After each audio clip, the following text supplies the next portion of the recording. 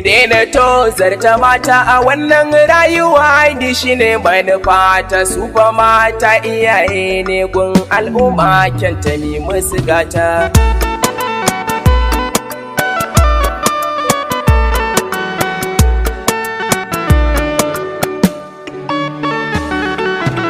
To da farko ina saka Allah wanda yayi maza yayi mata, shi ya kage mahaifina kuma rabana shi ya yi mamata, shi ya ɗauke Hadizati yayata har yau tana zuciyata. Dakta kan nasa daukar wakar nan gare ku duka jinsin mata, rabbana ƙara tsarkake ruhin 'yan maza mu ji tausan mata. Mu daina tozarta mata a wannan rayuwa, ni shine manufa ta su fa mata iyaye ne gun al'umma, kyanta mi musu gata. Rabbana dan isar kakanin ka salati kan shugaba gatana, shugaba sahibi a gare ka kasa na ganshi ko cikin bacci na. Rasuli shi ne mafi tsarkin ruhin jiki, shi ya yi mana gata, dan shi Allah ya kage wuta aljanna ya shugaba dan gata.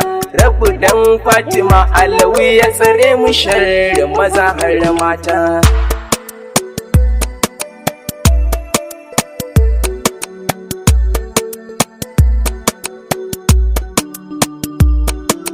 Na faɗa mata ku ne gata ga duk ɗan adam manufata, tun muna ciki har izuwan mu ga duniya ku kuke mana gata.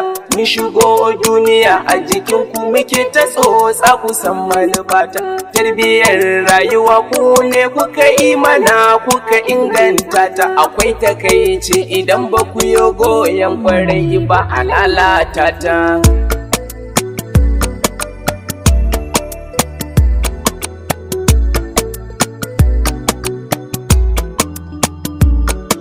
Maganganu na a buɗe suke a nutsu kawai don a gane batuna, ba za na ɓoye ba inda zan faɗi gaskiya har ta zo bakina.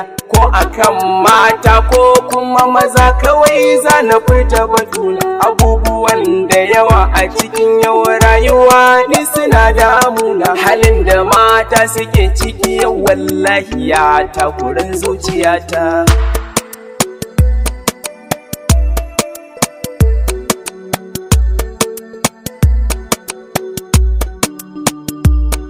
Aikin da zan yi na waƙar mata ta biyu yau na zo da batuna, kuma mata nake so zan yi wa wa'azi ko tuni a ganina, don ku su ne mafarin dukan matsalar da ta damu ganina, har ta jawo wulakancin da ake musu duk amma a ganina. Mu je zuwa a cikin baitocin kila ma za ku gane batuna.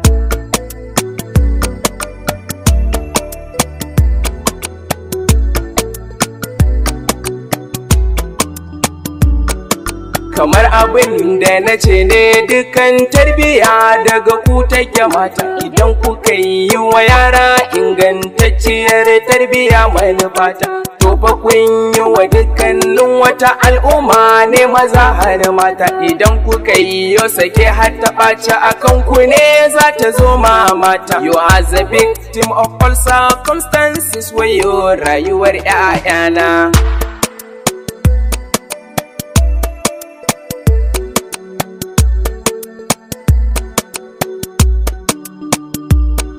Shiga ta banza ba kyau, na san dukkanin addinai manufa, musamman ma cikin addinin Islam har Kiristanci ma. Fitar tsiraici yana jawowa 'yan maza sha'awar 'yan mata, ko kwa matan da ke yin lasidi sha'awar 'yar uwarsu ta mata. Na yi imanin a gaban ku suke shigar su fito ma mata.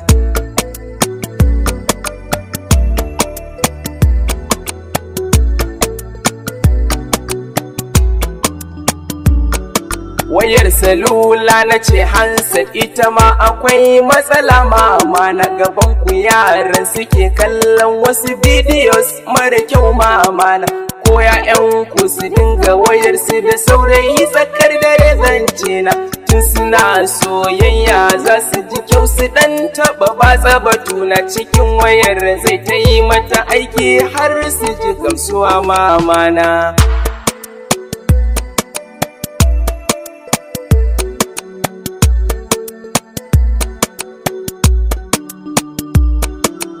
Mamakin fu kusanci da yarki ta ko ina zo ki dan ji batu na diyarki in ta shigar banza ki kira ta gyara ki ba ta gani na in ko ta ki ta dau gyara har hukunci za ki gare ta gani na hira in za ta je ta ga saurayin ta kyau kar su bata dare ma duka motsin diyarki ya zam a idan ki to kin ga mai mata gata.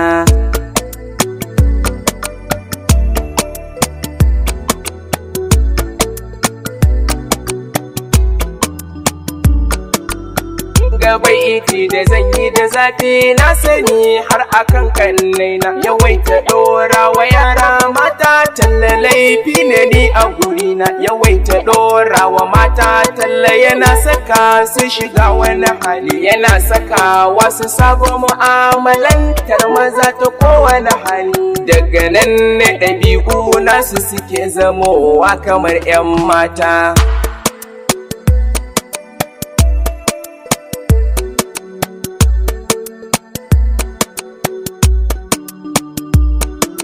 Yar uwa ta ki san dukkanin matsalar akan ku za ta kare kwana ice kwana an san yana danye aka tankwara shi babu sai ya kwana idan diyar ki ta lalace laifinki ne mai yawa a gani na kuma babanta baya shiga wani yanayi mara kyau a gani na ji ciwon diya mace nan mace ne fato kyanta ki mata gata.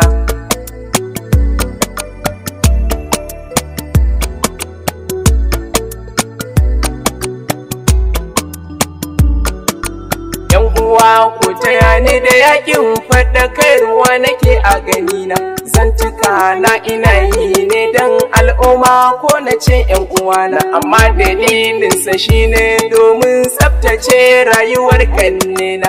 Yan uwa mata ku taya ni mu yaki masu yaudarar ku ganina. Next waka da zan yi akan wasu yan maza masu cutar mata.